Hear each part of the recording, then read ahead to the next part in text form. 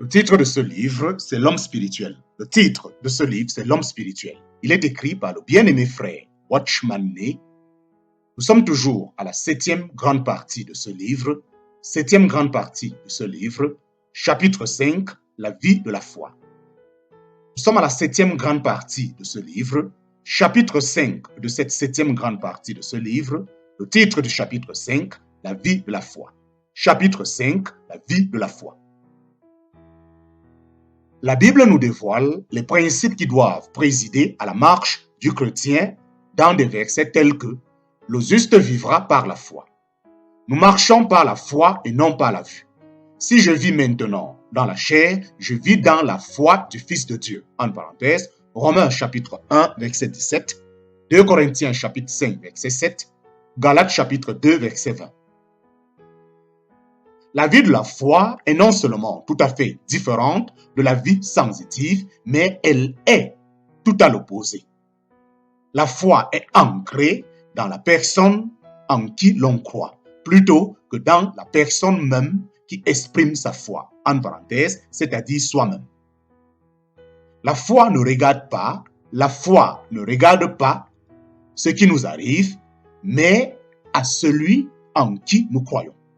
La foi ne regarde pas à ce qui nous arrive, mais à celui en qui nous croyons.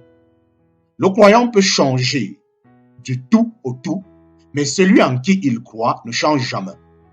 On peut donc se fier à lui en toutes circonstances. Celui qui croit ne tient pas compte de ce qu'il sent parce qu'il n'est pas préoccupé, parce qu'il n'est préoccupé que de celui auquel il croit. Ce que sa foi considère, c'est Dieu, tandis que ce que le sentiment considère, c'est le moi. Dieu ne change pas, que le jour soit gris ou ensoleillé, lui, il reste le même. Celui donc qui marche par la foi est aussi immuable que Dieu.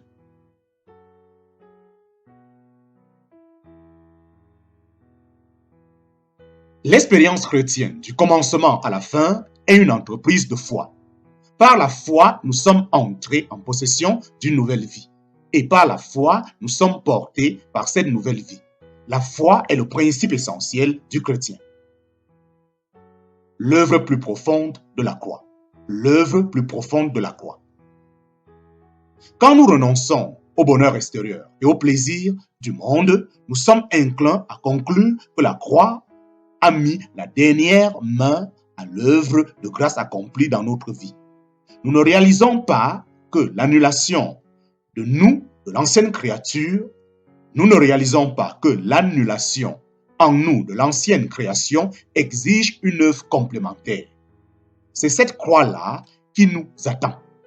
Dieu désire nous voir mourir à sa joie et vivre pour sa volonté. Même si nous nous sentons heureux à cause de Dieu et de la proximité de sa personne, en parenthèse, par contraste avec la joie que nous procuraient les choses charnelles et terrestres.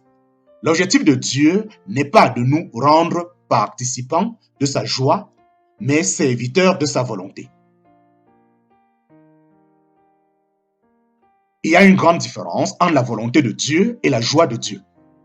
La première est toujours présente car nous pouvons contempler la pensée de Dieu dans ses arrangements providentiels, tandis que la seconde n'est pas toujours là puisqu'on ne l'expérimente que dans certaines circonstances et à certains moments.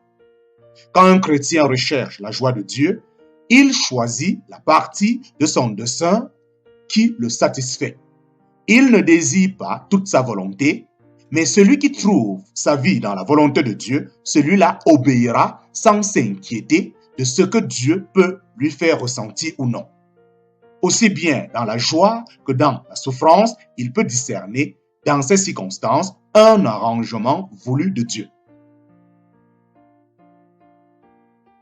Lorsque le chrétien a fait quelques progrès spirituels, Dieu entreprend de lui retirer la consolation et la joie qu'il avait coutume de lui accorder à l'heure de la souffrance ou de l'obéissance. Désormais, il doit accepter la souffrance sans rien avoir qui puisse stimuler l'intérêt qu'il porte à la volonté de Dieu. Tout est aride et quelconque. Par cette manière de faire, Dieu cherche à découvrir le mobile exact qui pousse le chrétien à souffrir pour lui et à lui obéir.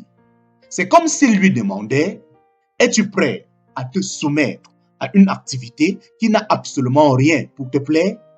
Peux-tu le faire simplement parce que c'est mon plan? Peux-tu le faire simplement parce que c'est mon plan? Seras-tu capable de mettre la main à mes affaires quand tu te sentiras déprimé, dévitalisé et sec? Peux-tu l'accepter parce que c'est moi qui te le commande? C'est là, sur le plan pratique, une épreuve par laquelle Dieu nous demande si nous vivons pour lui par la foi ou si nous vivons pour nous-mêmes par ce que nous ressentons. C'est là, sur le plan pratique, une épreuve par laquelle Dieu nous demande si nous vivons pour lui par la foi ou si nous vivons pour nous-mêmes par ce que nous ressentons. Vivre pour le Seigneur, c'est vivre pour sa volonté, pour son intérêt, pour son royaume.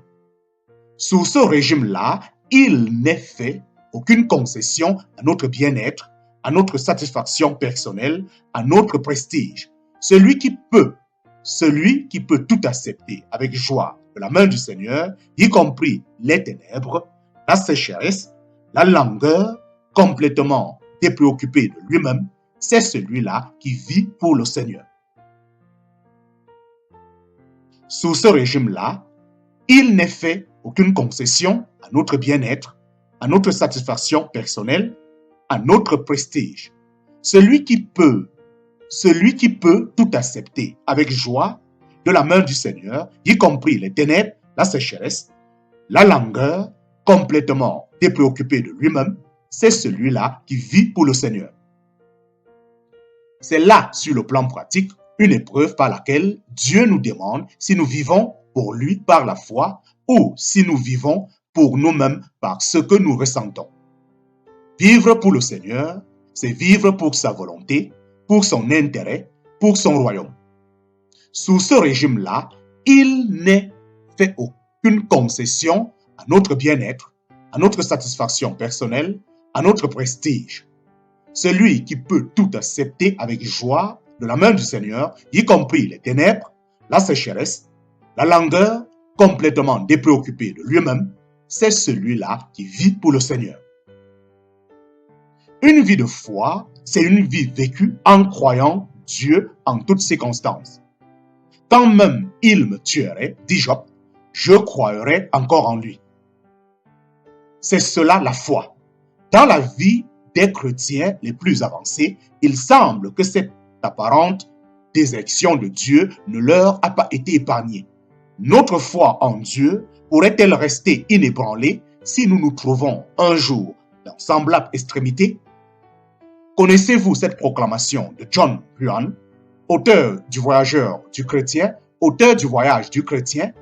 Au moment où les hommes s'apprêtaient à le pendre, si Dieu n'intervient pas, je ferai le saut dans l'éternité avec une foi aveugle, vienne le ciel ou l'enfer.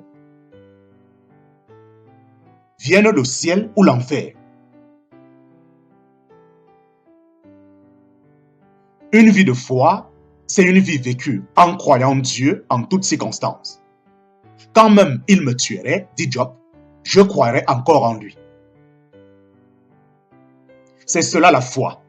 Dans la vie des chrétiens les plus avancés, il semble que cette apparente désertion de Dieu ne leur a pas été épargnée. Notre foi en Dieu pourrait-elle rester inébranlée si nous nous trouvons un jour dans semblable extrémité? Connaissez-vous cette proclamation de John Bunyan, auteur du Voyage du pèlerin?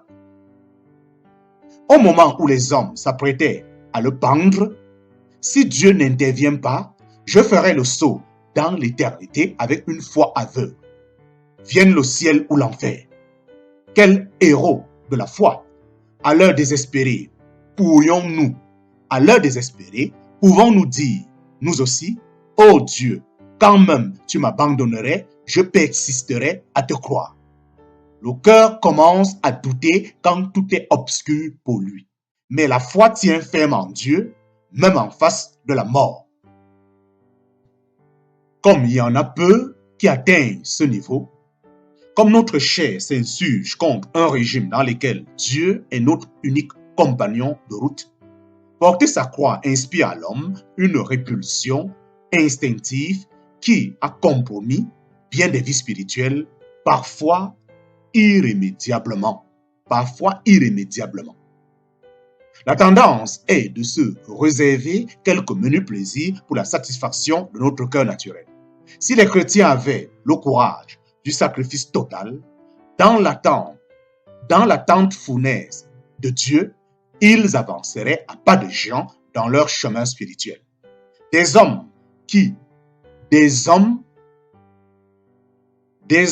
et des femmes qui se rendent intégralement en les mains de Dieu, sans aucune considération pour leurs réactions émotives, voilà le besoin criant de leur présence. Il ne faudra surtout pas donner à l'exposé qui précède un sens qu'il n'a pas.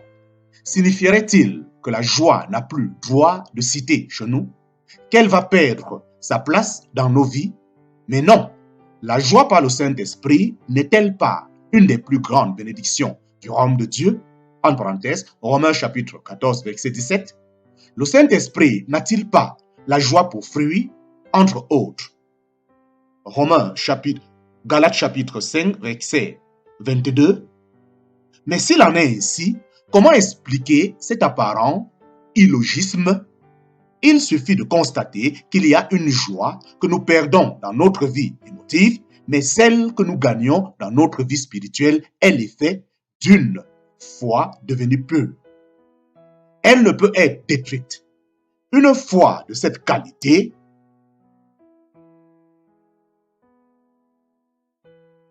mais s'il en est ainsi, comment expliquer cet apparent illogisme?